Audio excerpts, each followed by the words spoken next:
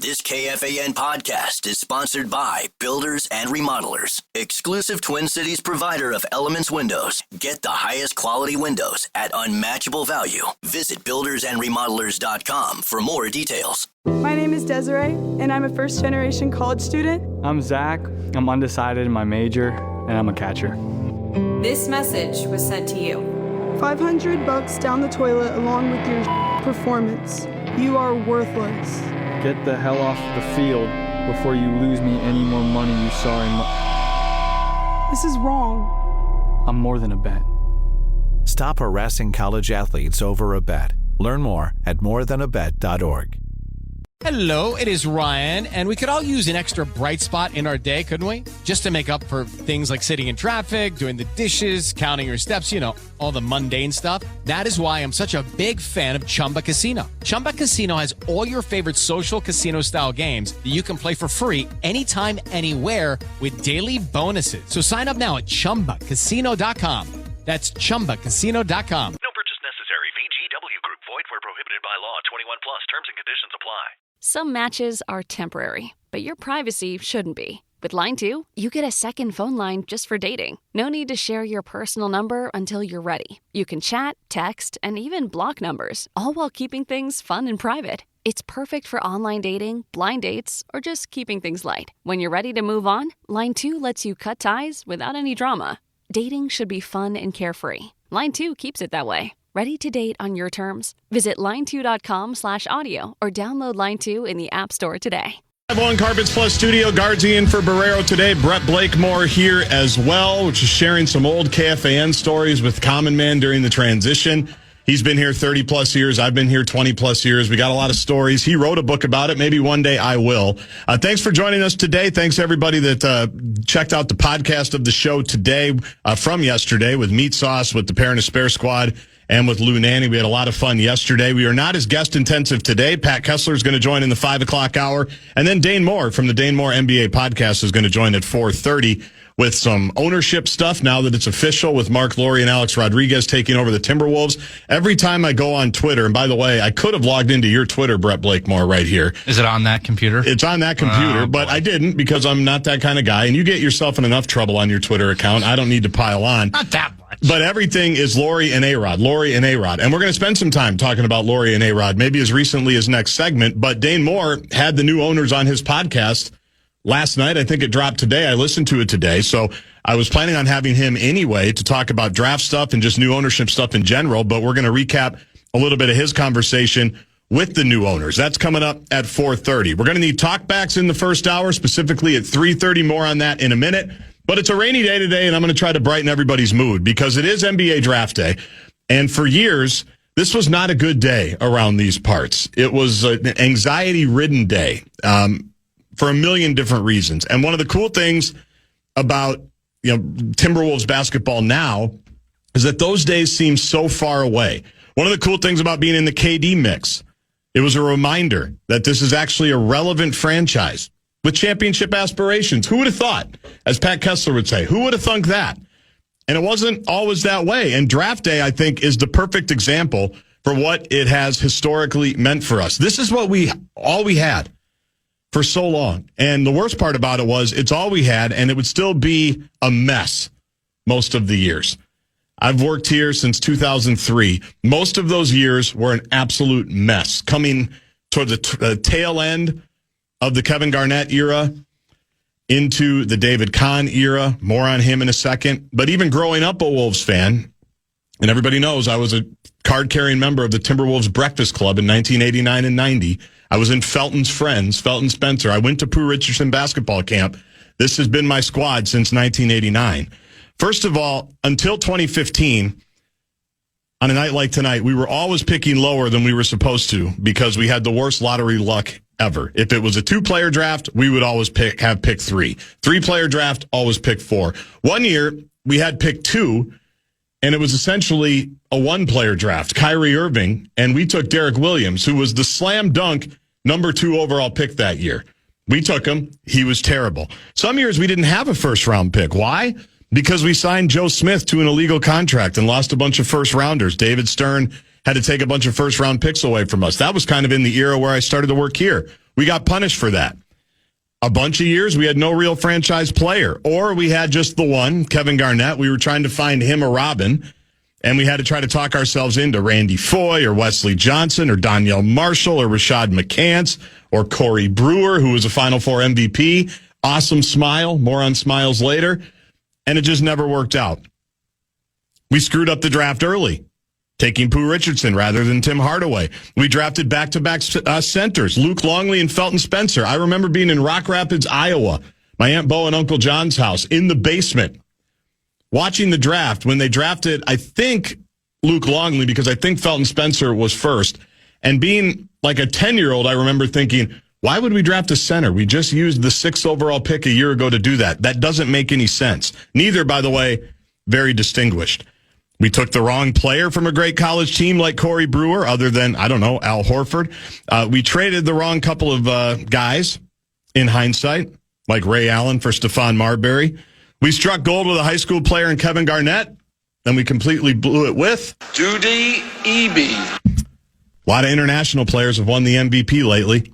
We could have had them too. 2013, we drafted Trey Burke, really good college player. University of Michigan, made it to the national championship game, lost to Rick Pitino's Louisville Cardinals. Sludgy and I were there. Final Four, Atlanta, where you're going to be in a week or so, Brett. That's right.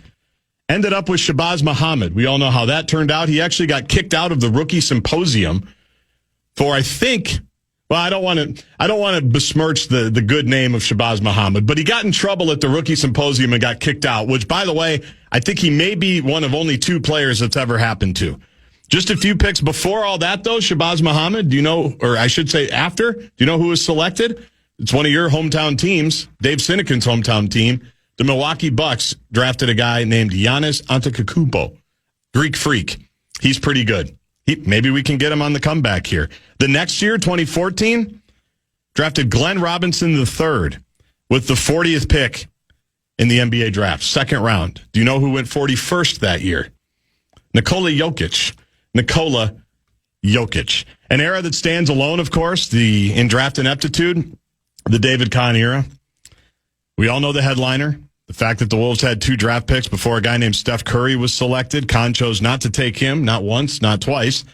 That's a pick that not only changed Wolves history, but all-time league history as well. But in a weird way, that is not even like the worst draft night David Kahn ever had. And I know you're thinking, how is that possible? You don't draft Steph Curry, you draft Johnny Flynn and Ricky Rubio, and that's not the worst draft night you've ever had? Well, I'll just lay it out, and you guys can all decide.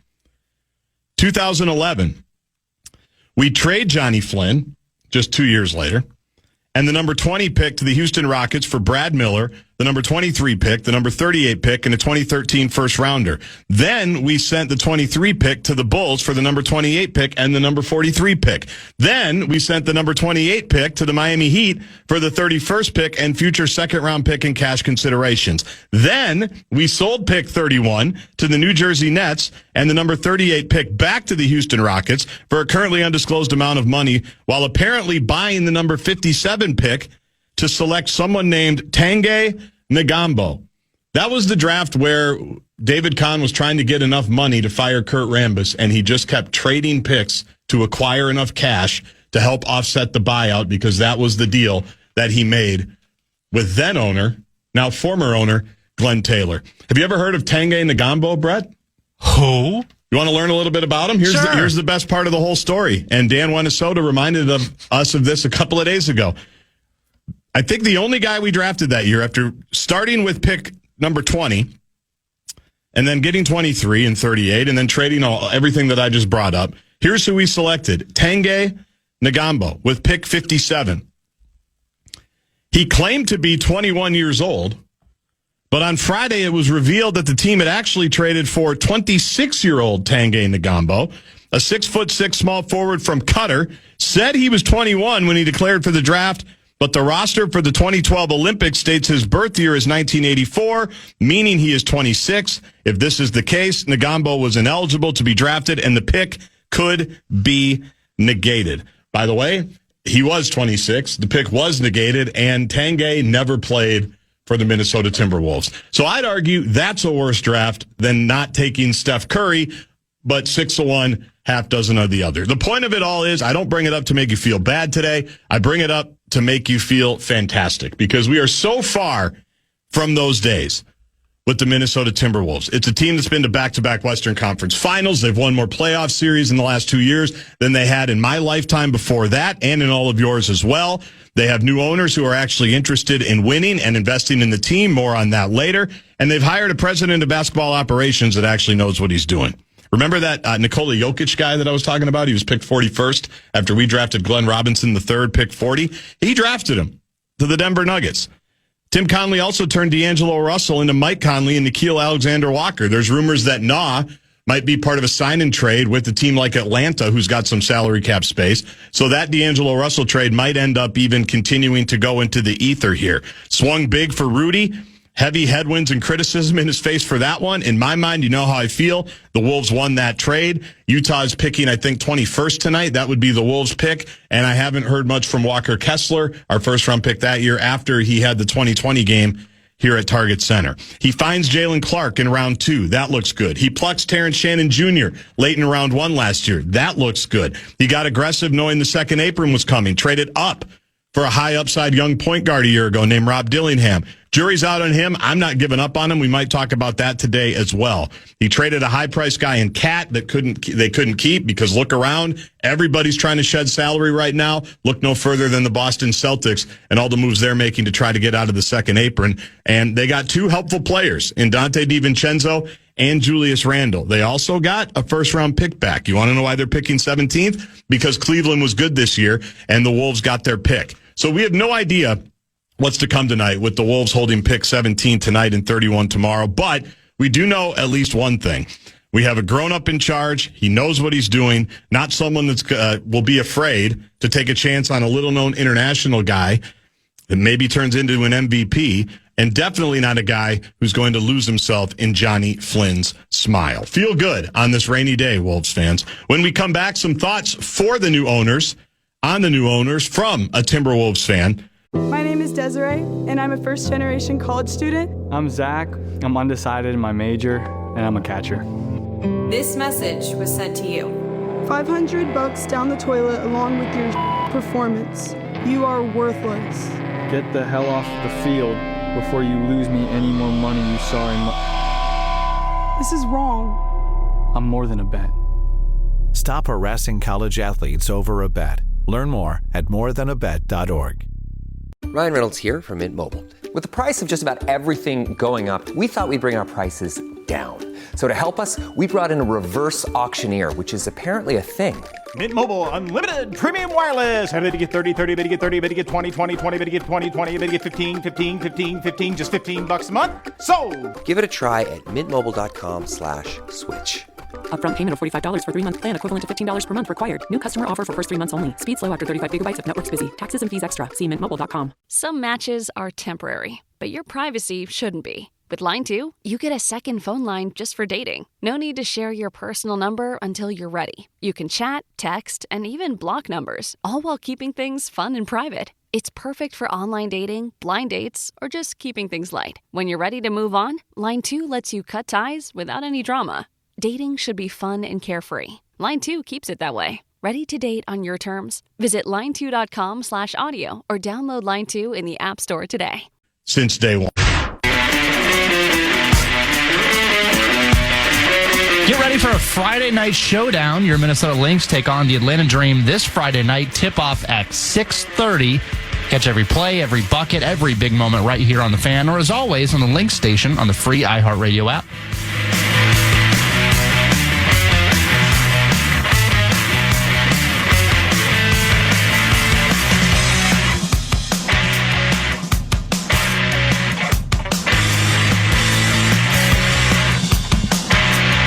Gaardsy here, Cake Show edition of Bumper to Bumper. Today, Dane Moore is going to join about an hour and change from now. Pat Kessler joins in studio. Brett Blakemore here as well, here until 6:30. Alex Rodriguez and Mark Laurie officially got control of the team yesterday, or at least it was approved by the NBA Board of Governors. So they have been making the rounds.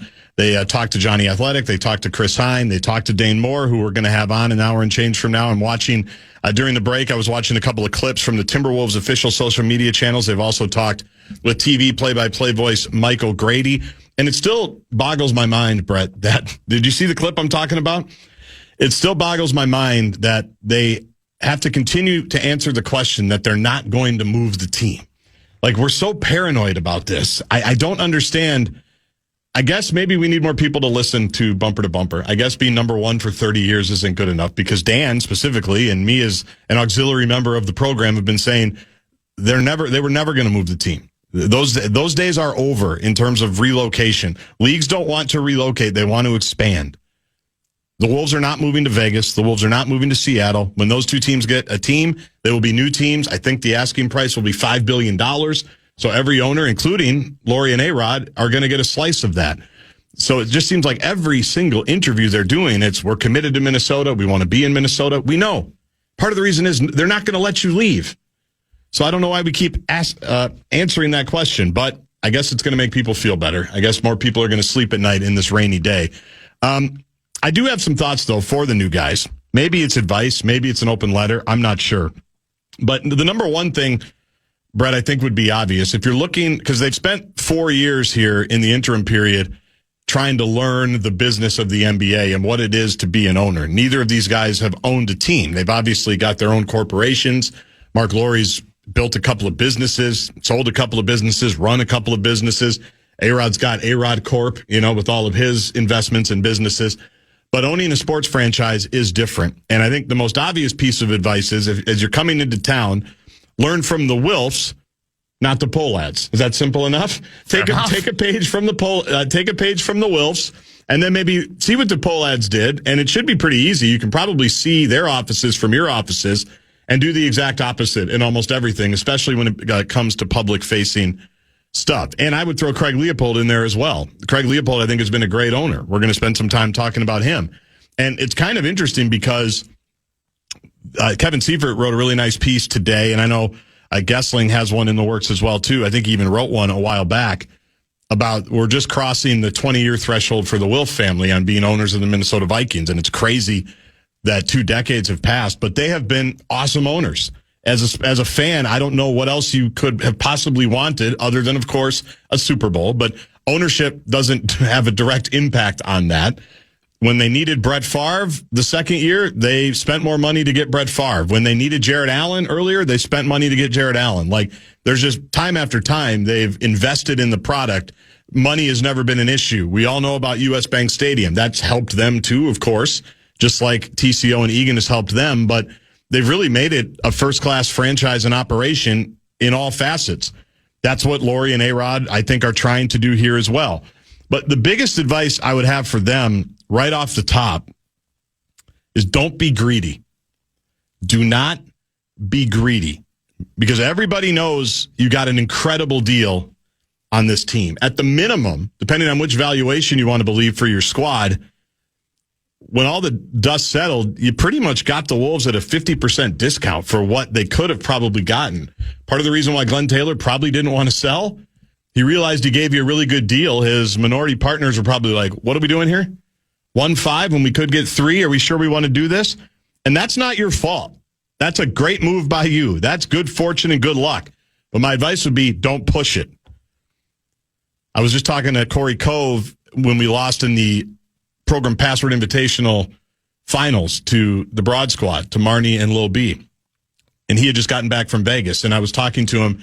I said, has Vegas really gotten as bad as people say when it comes to the nickel and dime stuff? And Corey says it's terrible. It's awful. It's $12 for a Red Bull. It's $10 for a water. It's $50 to park. It's just nickel and dime. And you're just, before you even make a bet, you're just bleeding money, right? The second that you get off the plane.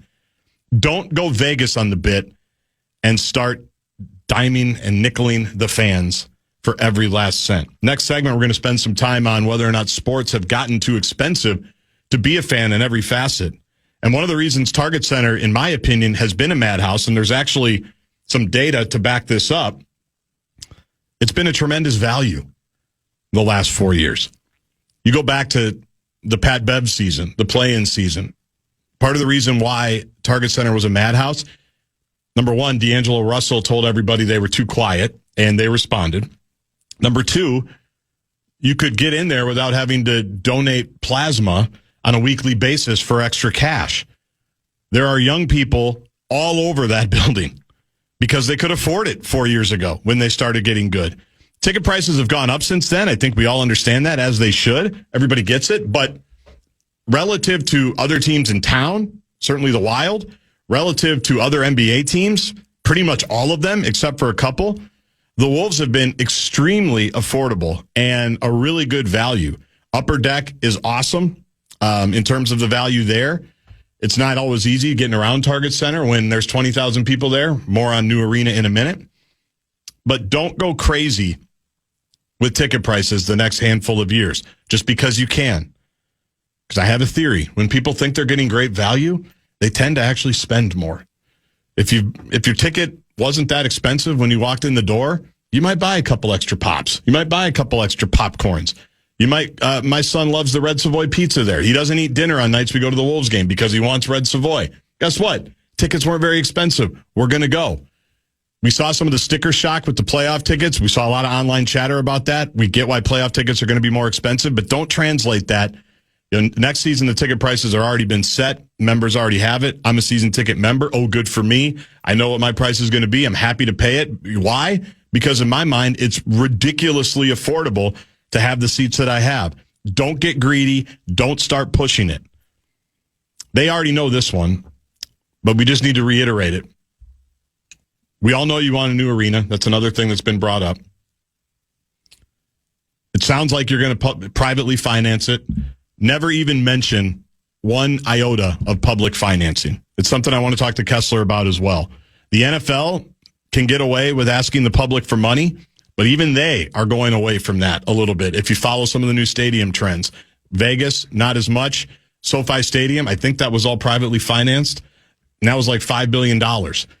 Don't ask the public for any more money. They see, first of all, the deal that you got. They see the value of all these big franchises in professional sports. I don't think the public is interested in paying anymore. And there isn't the lever anymore of the Vikings moving to L.A. There is nowhere, in my opinion, for the Timberwolves to move. The league doesn't want to do that. More and more arenas are being privately financed. Just do it that way. You've got plenty of rich friends. I'm sure they'll close off a couple of streets for you. I'm sure you'll get some property tax breaks. But don't even mention, especially in Minnesota these days, another tax or another thing where we're going to help you build the arena. Because when that arena gets built, your franchise value is probably going to go through the roof even more than it already has. So don't even mention it. Stick with the plan right now that you have. Privately finance that thing, and everybody will be happy. Other one. This one, I can't decide how I want to phrase this one, Brett. It's kind of like a Kirk Cousins. It's not about the money. It's about what the money represents. I don't exactly know how to say it. Maybe you can help me. Don't mix the basketball with the business, but understand that the business is basketball. So the basketball has to be good. You fund the basketball and the rest will come. It seems like they've gotten there. Craig Leopold understood that in 2012 when the Wild were not doing very well at the box office. Things had gotten a little stale. What did he do? He brought in Parisi and Suter. I vividly remember him in the performance room here and other places telling Dan and others, that was a business decision. It was to make the hockey team better, of course, but Craig knew that if I make the hockey team better, more people are coming. If I show an investment, fans will show an investment. And what do you think? He got a decade of goodwill out of that, at least, right? I mean, the team was good. They ran into the Blackhawks. We talked about that yesterday. There was a stretch where they never got out of the first round of the playoffs that they're still in. But you can't say that the owner wasn't invested in the team, right? If you were paying to go to a Wild game, I don't think you felt cheated by, well, Craig's just counting his money up there in his center ice box where he doesn't let anybody sit next to him because he gets too nervous with his rolled up program. No, you're thinking the owner is investing in this team. I feel good about putting down my money to go watch this product. Craig invested so much in the Wild that the NHL had to change the rules on contract length and term, and they were in a contract bind, a salary cap bind for 5 years because he overspent to try to get and make the team better. So always appreciate that. You're right, and it didn't end well. We all know that. It didn't end well. But I'll say it 1,000 times out of 1,000, it was the right decision. It was absolutely the right decision. A lot of times these things don't end well. That's just life. That's especially life in sports. Only one team wins at the end. But those signings were the shot in the arm that they needed. And on the business side, I can't imagine it was a bad thing for him to bring in Parisi and Suter and have basically a decade of good seasons and 100-point seasons and playoff appearances and all of that. No one has ever accused Craig Leopold of not being invested. Last two. This one's kind of a personal one. You may have heard, if you've listened to the show before, you may have heard the name Jeff Municky. I think on Twitter it's Minnesota Mun, M-U-N-N. Leave Jeff Municky alone, whatever you do. He's an original employee. Believe he was hired in 1987. He's the best Wolves ambassador you have, and Lynx. For any fan that doesn't know him, you've probably walked by him or been directed by him in the Skyway entrance door. He'll let you know where the shortest line is. If you've ever seen where we are at the cage, Munick's usually like 15 feet away as the Skyway's opening, telling everybody to go. He's got a big shot vice president title. He's basically done everything in that organization. There's going to be a lot of change when you're bringing in your own people. That's your right. We know Ryan Tankey and Ethan Casson, CEO, COO. They've stepped down. They're not with the team anymore. A couple other executives found some different roles around the country. Leave Municky alone. It's bad for the basketball gods if you mess with Jeff Municky. He's a treasure, not only as the best Wolves Lynx ambassador, but maybe the best basketball ambassador we have in Minnesota. Wolves, Lynx, Gophers, St. Thomas High School, he's the best. And I'll say it again, you mess with him, you mess with the basketball gods. Now, I don't believe as much in the basketball gods as I did before the finals, Western Conference Finals specifically, because I can't believe the basketball gods have rewarded SGA's flopping. But I still think they're out there somewhere, and I wouldn't push my luck. Finally, the NBA schedule comes out in August. On that first day, don't announce Naz Reid bobblehead night or Anthony Edwards bobblehead night or pick your player, right? Don't announce when it's Crunch's birthday. Don't announce any of those things. The first day the schedule is announced, obviously you'll get the home opener whenever that is. You'll get the national TV games. You announce the Kevin Garnett weekend. Not the Kevin Garnett night. You announce the Kevin Garnett weekend. You do it on a Saturday night. You have something on Friday where he's going to be, I don't know, maybe you rent out US Bank Stadium because the fans are desperate for some KG, are they not? You know this. You're not one 100%. Of us. But the fans have been waiting. One of the reasons, and I don't believe I'm wrong in this, one of the reasons why people were so ready for an ownership change, no matter who it was, Lori, A-Rod, whoever.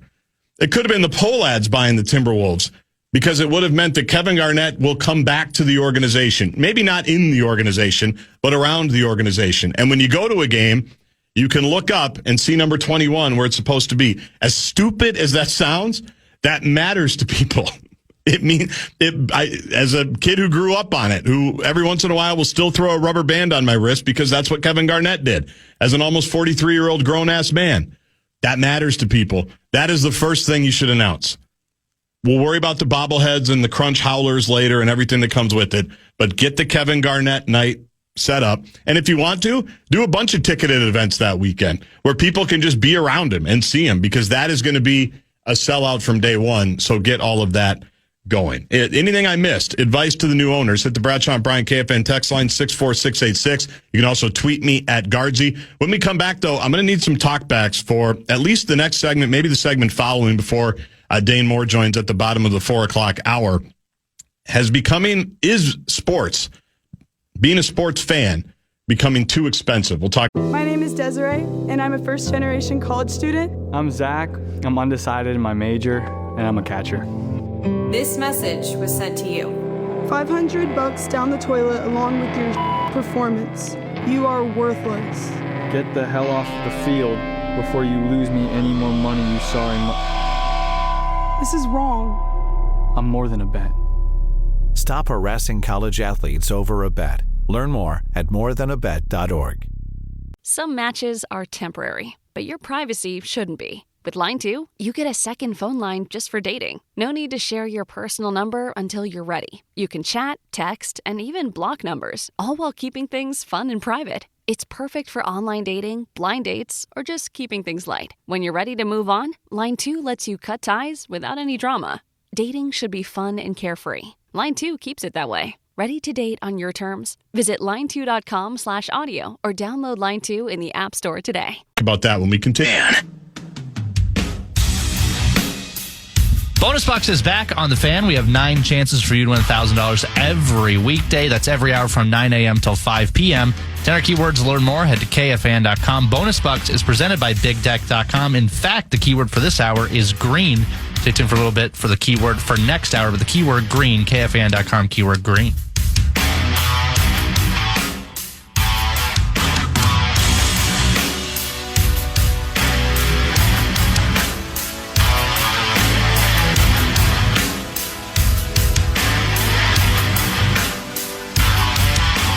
Couple of texts to the Bradshaw and Bryan KFAN text line 64686. My little open letter to Alex Rodriguez and Mark Laurie. Just a little advice on a lifelong Minnesotan and a Timberwolves superfan since they got here in 1989 when I was 7 years old. Is it too rube of me that I think I carry that picture of me at the Timberwolves Breakfast Club in my calendar planner folder?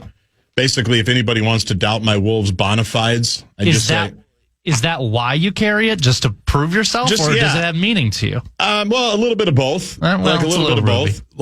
Especially when I'm at game 7 of the game in Denver, or I'm in San Francisco watching the playoff game. Little Gaardsy, I think his mind would be blown about where little Gaardsy got to go, and got to do and got to see. When we're doing shows from the cage and I'm walking Kevin Harlan over from the hotel so he can join Dan, little Gaardsy would think he's come a long way. So, I don't know, but it's definitely a rube. I definitely do pull it out and go, hey, I can say whatever I want about the Wolves. I've been here since 1989, Timberwolves Breakfast Club, all right? So I've seen everything. I might not be Jeff Municky working with the club since before they started, but I've been here for a really long time.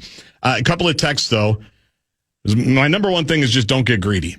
Don't be greedy. You got a great deal, basically a 50% discount from what the franchise is probably worth right now if you just decided to flip it and do an HGTV show, flip or flop, and say, we're going to sell the team right now. You could probably double your money if you wanted to. The 763 text says, the public will be asked and ticket prices will be jacked. On the first part, the public will be asked for stadium money. I'll say it again. They can ask. I don't think they're going to get it. I don't think there's an appetite for that anymore. I don't even think, my view always used to be the public should help in some way because these things are important to a city, in my opinion, and a community, in my opinion, for all the emotional reasons, for probably one of the reasons why anybody's listening to a sports station, because of the emotions that you feel because of your sports teams. So I do think it's important to keep them if there's a threat of them leaving. I don't think those threats exist anymore. And a lot of it has to do with the fact that families don't own teams anymore. The Polads are trying to get out. The buses are getting out. These franchises are so big now. It's not owners that necessarily always see it as community assets. It's groups of people. It's hedge funds now. It's venture capitalists now. The franchise values are all billions of dollars. They want as many of those in as many cities as they can possibly get. And because they've kind of changed the rules on how many teams you can own, Louis talked about that yesterday, who can own teams, what companies can own teams, all of that. They want as many franchises as possible in as many different cities. So they're always thinking of expanding, not moving. So I just don't think that's a legitimate lever anymore. So I don't think it's even worth going down that road if I'm A-Rod and Laurie, especially because so many arenas now have been privately financed. Would you mind Googling? I checked this a while ago.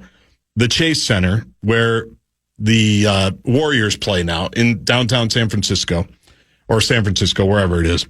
I believe that was all privately financed. Just double check my math on that for me if you can.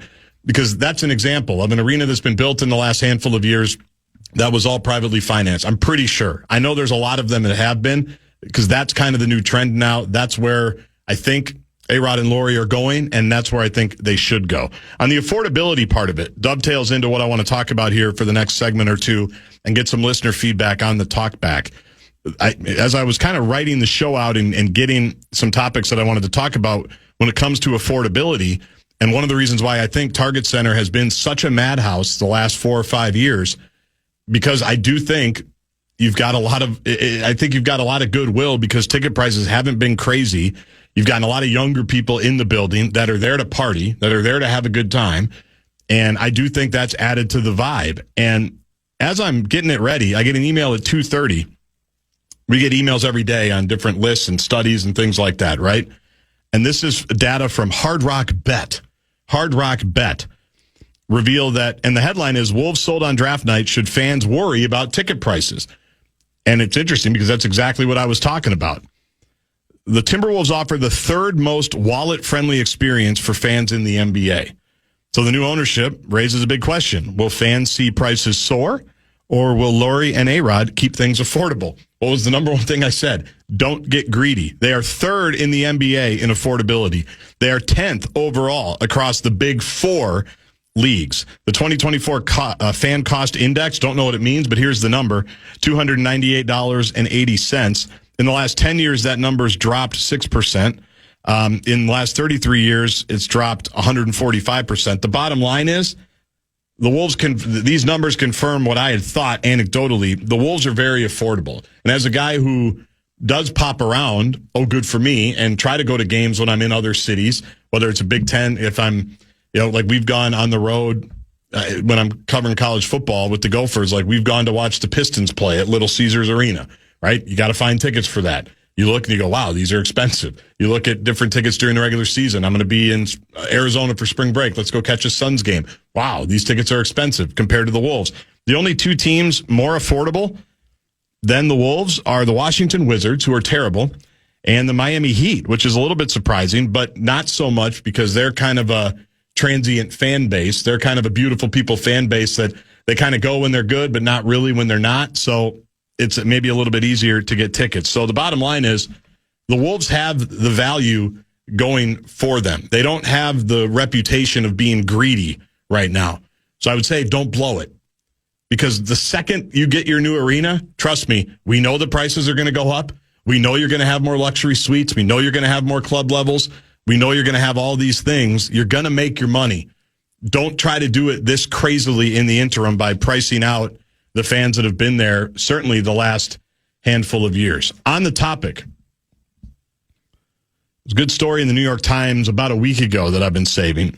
A writer named June Lee, who previously covered sports for ESPN, the Bleacher Report, and the Washington Post, wrote one of their guest essays about just the affordability of sports and how it's changed so much. And I'd love to get some feedback from the Rubes on this, because I am curious.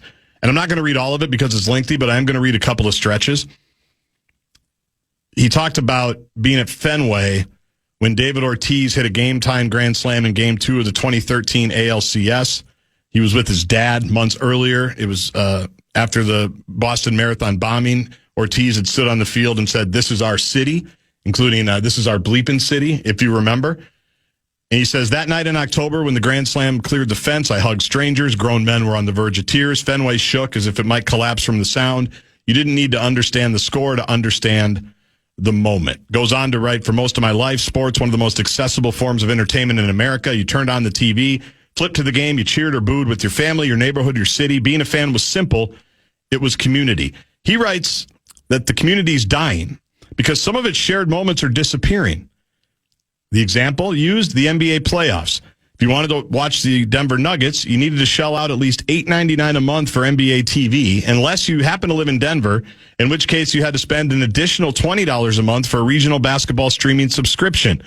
Says it's not just basketball. Subscribes to nearly every service there is with live sports. YouTube TV, MLB TV, NBA League Pass, NFL Sunday Ticket, Peacock, Apple TV Plus, Max, Amazon Prime, Paramount. The cost of all that, $2,634 a year.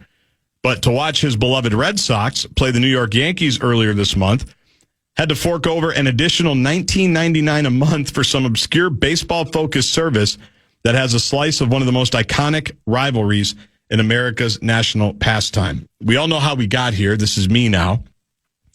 Streaming wars, live sports events, one of the last types of programming that guaranteed hundreds of thousands, if not millions, of real-time viewers. So what did the streamers say? We want subscribers. We're going to start bidding on these games. We're going to start trying to get these games from cable and from network television and all of that. So we've got Amazon Prime, we've got Peacock, we've got Max. Who knows what else we've got? And so now dozens, if not hundreds of games that make up all of these sports are being sliced and diced, sold off to the highest bidder. Games jump from one service to another with so little notice or apparent logic that even some of the biggest superfans struggle to track what's available where. So watching the game has become much more difficult and much more expensive. How about going to games?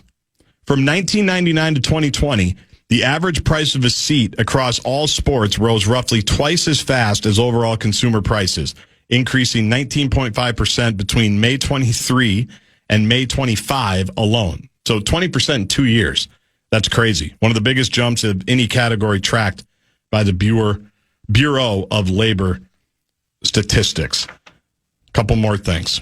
Internet revolution brought a flood of new platforms hungry for live sports content. Streaming services competed for subscribers. They began throwing enormous sums at leagues in their eagerness to lock in loyal audiences. At the same time, the leagues, particularly the NBA and MLB, were looking to fund global expansion following the playbook of the Premier League, England's pro soccer organization, international TV deals, overseas tours, building global icons, all of which required more money.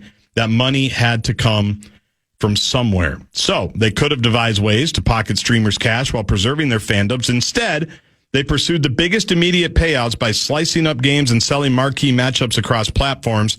Executions have differed. NBA is getting $1.8 billion a year for the next 11 seasons from Amazon.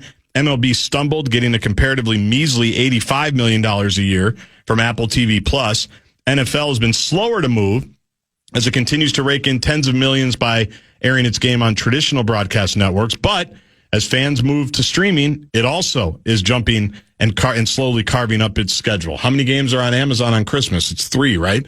Pretty sure that's it. Thanksgiving, they've got one as well. But they just go on and on and on to talk about how expensive everything is to be a sports fan. He writes, in 2004, a hardcore Boston fan would have spent around $1,321 to follow her or his favorite team. That included tickets, TV access, and merchandise. Today, that number is $4,785. You know I can't do the math. They do it for me. A 262% jump. Wages in that same stretch have risen 87%. Congress has kind of talked about it. Senator Ted Cruz led a hearing on sports broadcasting last month, asked a question many fans have been wondering. Why does it seem to be getting harder and more expensive just to watch the game? He cited the growing costs and fragmentation, criticized the leagues for leaning on their special legal treatment because they do have some, I don't want to get in the weeds too much on it, but they do have some legal stand where they can pretty much do whatever they want with all of this.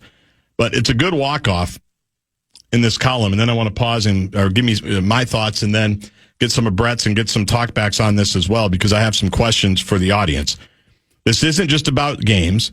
It's also about whether sports will remain one of the last public spaces where regular people still feel like they matter, where strangers can become neighbors, united by something bigger than themselves. It's not about preserving the past, but about building a future that still feels human.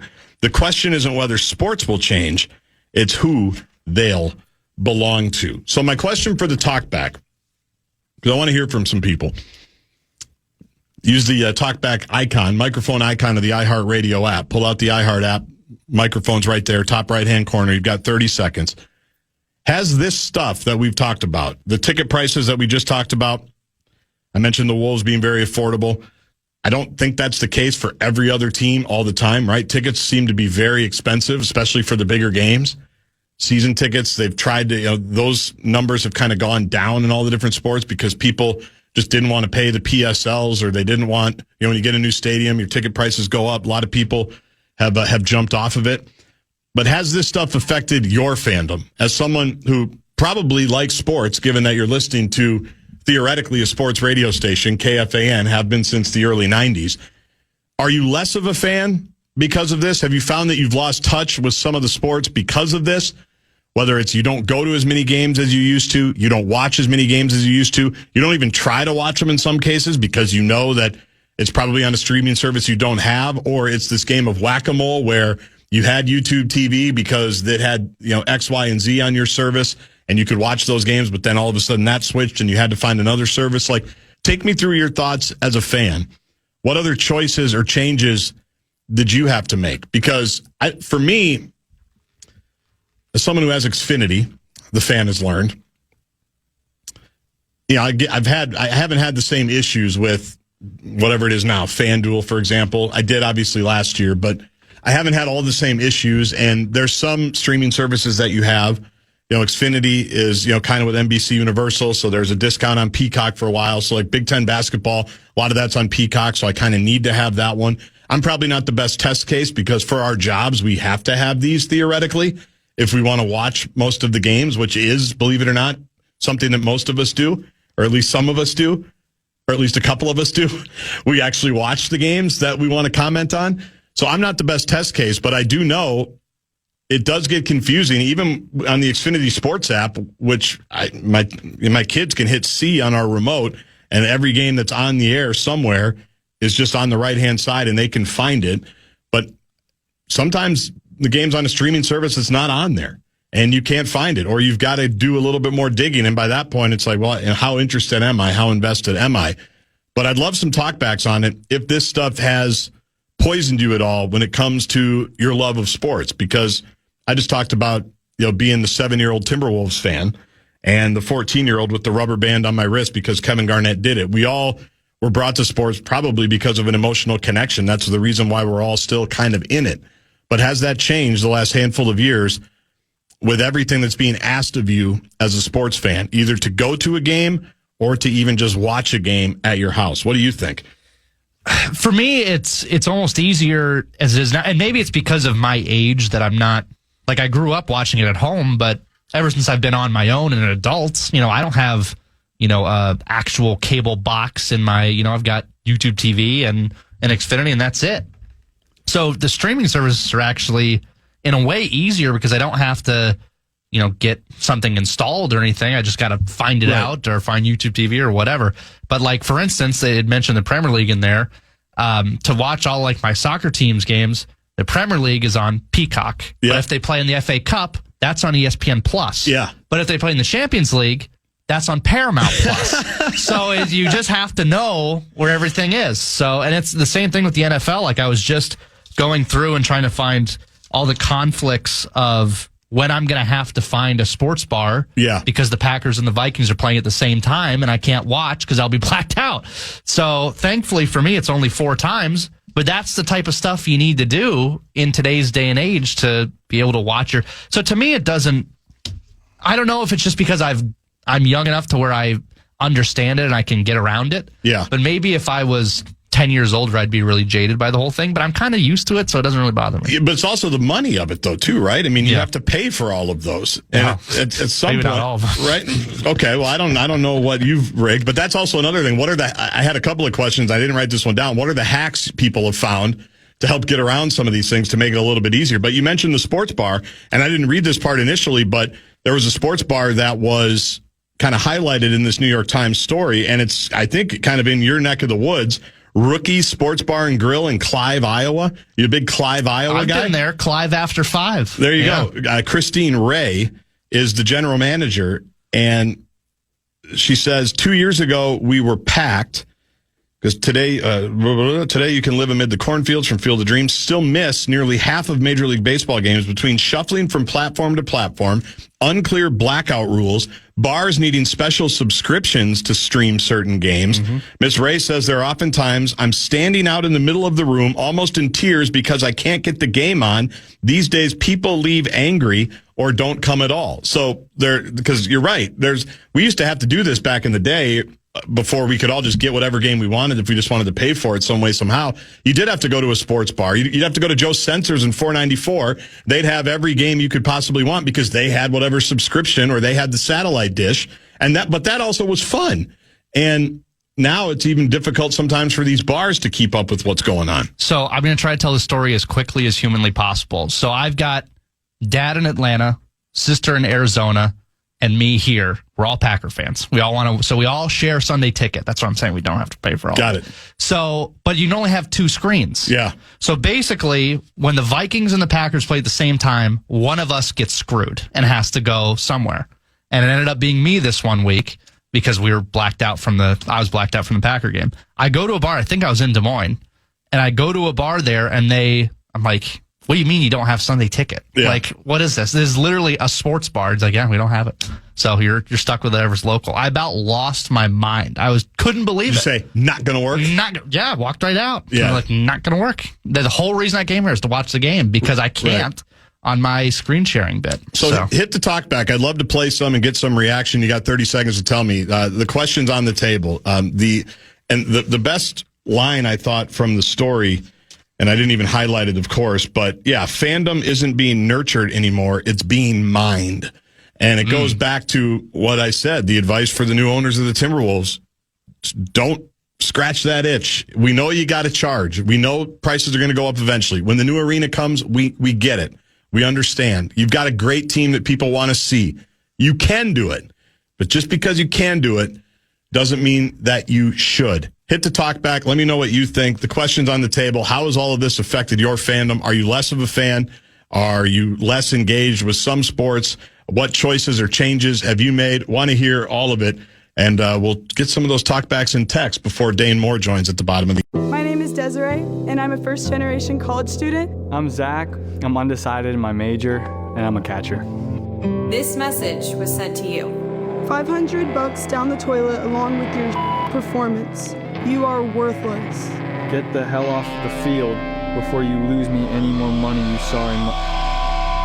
This is wrong. I'm more than a bet. Stop harassing college athletes over a bet. Learn more at morethanabet.org. You know that feeling when you're about to score 30% off, but they want your number? Ugh.